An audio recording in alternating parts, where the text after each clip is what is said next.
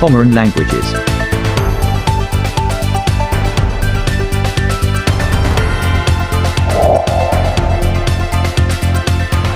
Bem-vindo! Hoje vamos falar das eleições nos Estados Unidos. Vamos revisar os títulos. Como escolher quem será o presidente dos Estados Unidos?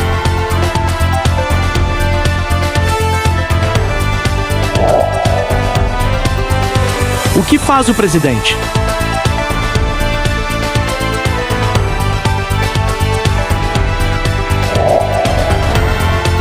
What do they stand for? Democrats, Republicans?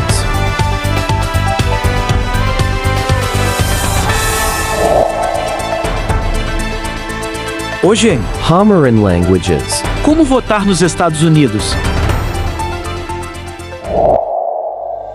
Antes de começar, não esqueça de deixar seu like, se inscrever no canal e ativar as notificações para avisar quando subirmos novos conteúdos. Vamos lá!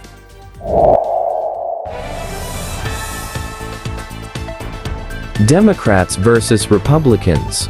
Nas eleições americanas, o vencedor cumprirá um mandato de 4 anos na Casa Branca a partir de janeiro. Mas, o que faz o presidente? O líder dos Estados Unidos, além de representar o país no exterior, tem o poder de aprovar algumas leis por conta própria, mas deve principalmente trabalhar com o Congresso para aprovar a legislação. What do they stand for? Os partidos políticos mais fortes nos Estados Unidos são os demócratas e os republicanos. Vamos ver que propostas estes partidos defendem.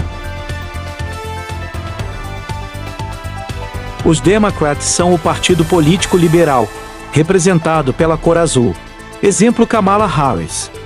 São conhecidos por apoiar direitos civis, uma rede de segurança social, medidas para enfrentar as alterações climáticas, combate à crise do custo de vida.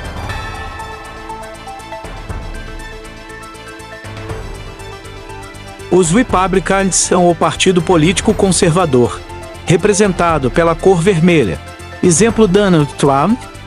Eles defendem impostos mais baixos, diminuição do governo, direitos sobre armas, combate à imigração ilegal. Mas, qual candidato se tornará presidente? Muitos dirão o candidato que recebe mais votos, mas nos Estados Unidos nem sempre é assim. Então, como você decide quem será empossado como presidente da democracia mais poderosa do planeta? Comecemos explicando que a eleição presidencial nos Estados Unidos é indireta. Ou seja, o presidente e o vice-presidente não são eleitos pelo voto dos cidadãos. Os milhões de americanos registrados para votar elegerão o seu presidente através do chamado colégio eleitoral. Este órgão é composto por 538 eleitores ou delegados de todos os estados mais Washington, D.C. E quem são esses eleitores?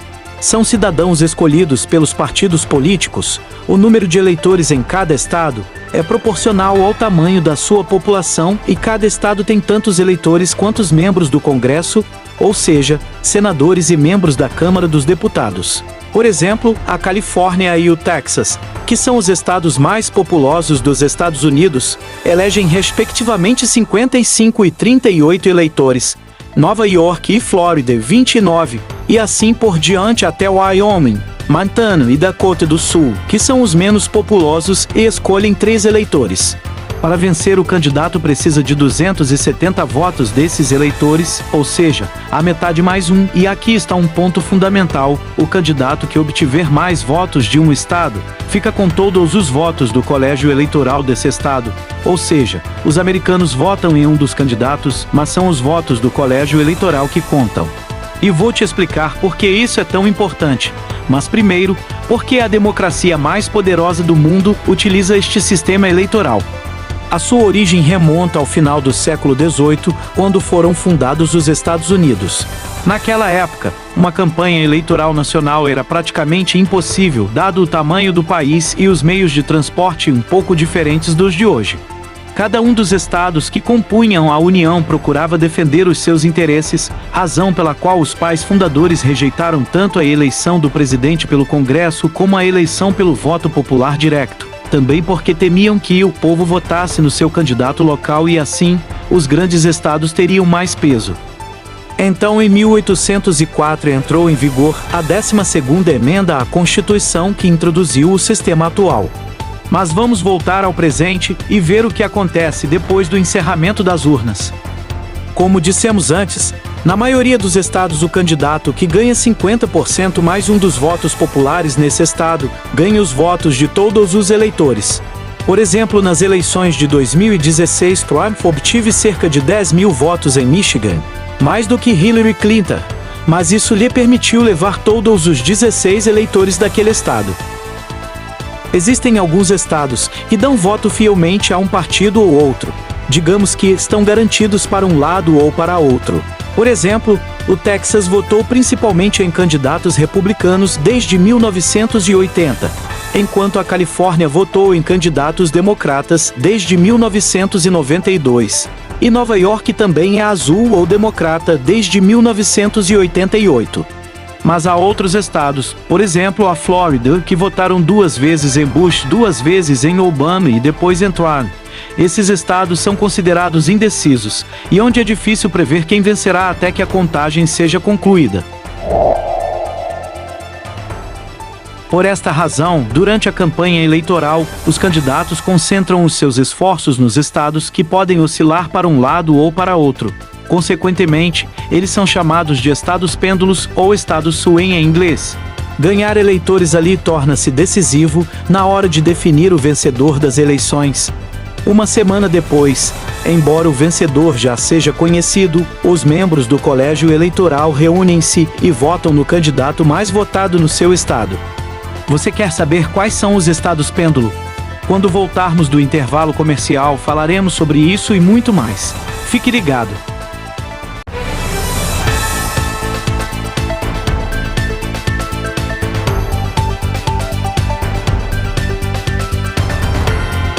Quer aprender um segundo idioma? Agora você pode no seu tempo. Com aulas dinâmicas até 4 vezes na semana, você pode estudar no conforto da sua casa e no horário que for melhor para você. A metodologia é baseada na abordagem comunicativa, ou seja, você falando o tempo todo e aprendendo como realmente os nativos falam. Os cursos de inglês, português ou espanhol te oferem desde o básico todas as ferramentas para a conversação. Além disso, se você quer algo mais específico,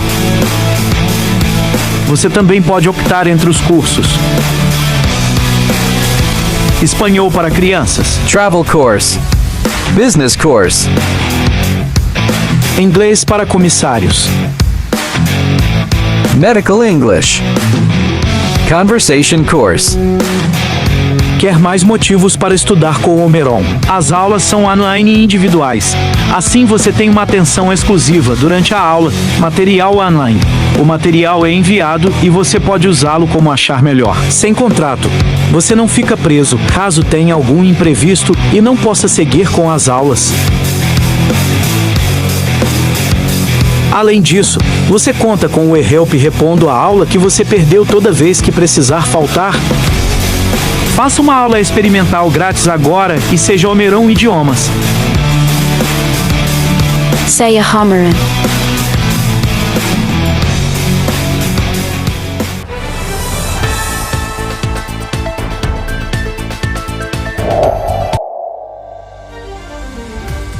Estamos de volta. Agora vamos com nosso colega em Nova York. Squishy, how are you?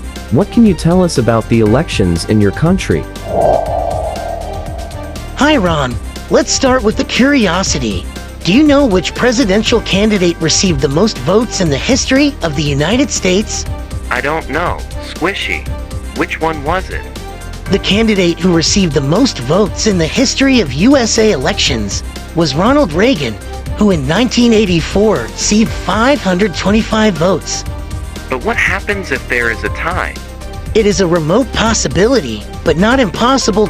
In this case, The 435 parliamentarians of the House will elect the president, and the 100 senators will elect the vice president. This has only happened once in history, in 1824. Now tell us about swing states, please. Sure.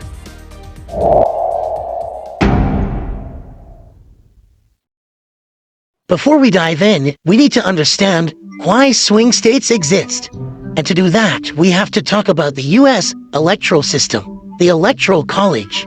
In the Electoral College, each state is awarded a number of votes based on its population. For example, California has a big population of 39 million, so it gets 54 Electoral College votes, while Vermont, with a small population of around 650,000, only gets 3. So when Americans vote in presidential elections, they're actually voting for who their state will vote for. So if, for example, the Democrats win by just 1% in a particular state, they get all the Electoral College votes. To win the presidency, candidates need 270 or more of these Electoral College votes. This is why candidates don't campaign in safe states. In 2020, almost 3/4 of all campaign events took place in just 6 battleground states. So now you know how the Electoral College system works. But to really understand what matters in this election, let's look at the swing states one by one. In the southwest of the country, we have Arizona, the Grand Canyon state. Historically, a Republican red state. In 70 years, Arizona voted for Democrats just twice, for Bill Clinton in 1996 and Joe Biden in 2020, but he only won by 0.3%. Arizona, together with California, New Mexico, and Texas, share a border with Mexico. That means immigration is a hot topic in the state. A poll found that 1/3 of people in Arizona think immigration is the most pressing issue in this election. What about Nevada, Arizona's neighbor? Most of the state is rural, with the population predominantly concentrated in just 2 counties. Because of its small population, Nevada only has 6 Electoral College votes. That's the lowest number among the swing states. But don't be fooled, Nevada is an important state to win. For that reason, it's often referred to as the bellwether state. Look at this graph. The winner in Nevada has gone on to win the presidency in 10 of the last 12 elections. In the past 4 elections, Nevada voted for Democrats. But its fast-growing and diverse population means its vote is highly unpredictable. Nevada, America's gambling capital, also has one of the highest unemployment rates in the country. Moving on to the East Coast, there's Georgia. The Peach State didn't used to be a swing state, but Biden's unexpected victory in 2020 turned it into one. Biden became the first Democrat to win Georgia in nearly 3 decades. And blind voter turnout was important in his victory here. The Atlanta metropolitan area has one of the highest proportions of African Americans in the country. So what's at play here? A poll found that 1 in 4 say preserving democracy is the top issue in November's election, followed by immigration and inflation. North of Georgia, we have North Carolina. Like Georgia, North Carolina used to be a reliable red state. Look at this. In the past 50 years, Democrats won here only twice. In 1976 with Carter and in 2008 with Obama. So why is it classed as a swing state? Because Republicans saw pretty thin margins of victory in recent elections. What's changing? Well, let's zoom in on the Raleigh-Durham-McCary region, also nicknamed the Research Triangle. There are 3 major universities here. Since 2020, the area population has grown to 5.6%, the 10th fastest rate in the whole of the US. And this could help the Democrats. Data shows that from 2011 to 2021, North Carolina newcomers were from California, New York, and New England states, all heavily Democratic. Black, Latino, and multiracial people make up almost 90% of North Carolina's new residents, and these are groups that traditionally tend to lead left. But despite that, the majority of the population in North Carolina is white. And polls suggest some are concerned about immigration. Now let's move further north to Michigan. We're in an area known as the Rust Belt that stretches from New York to the Midwest. Once it was dominated by manufacturing, but now it's synonymous with industrial decline. So how has Michigan behaved in the past? Well, the state has almost always voted Democrat, but it was won by Trump in 2016, the first Republican to do so since 1988. Michigan also has the largest concentration of Arab Americans in the country, with over 80% of the population living in the metropolitan Detroit area.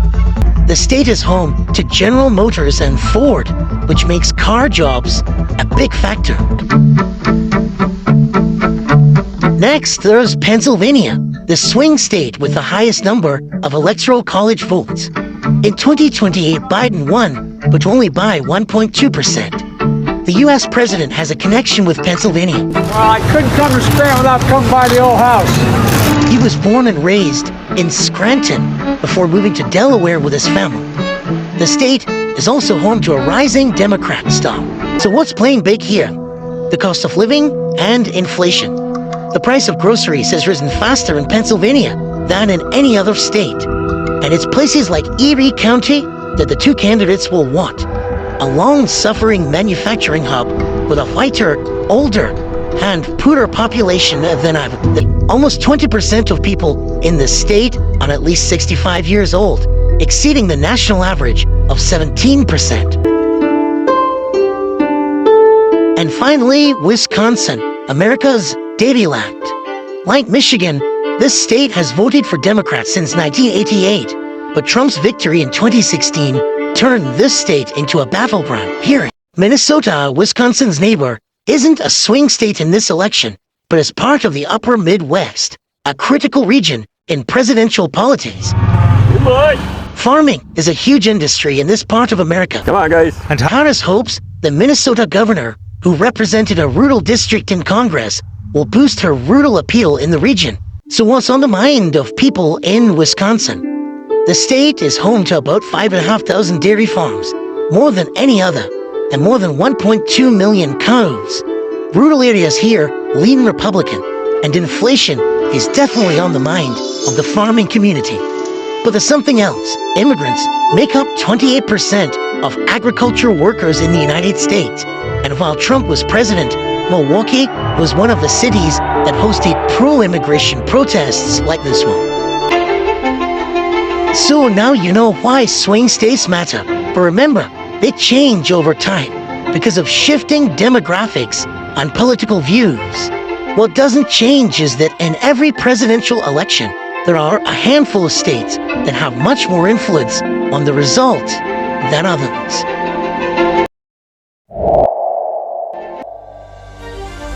Finally, let me add that, curiously, since 1845, elections in the United States have been held on the Tuesday following the first Monday in November.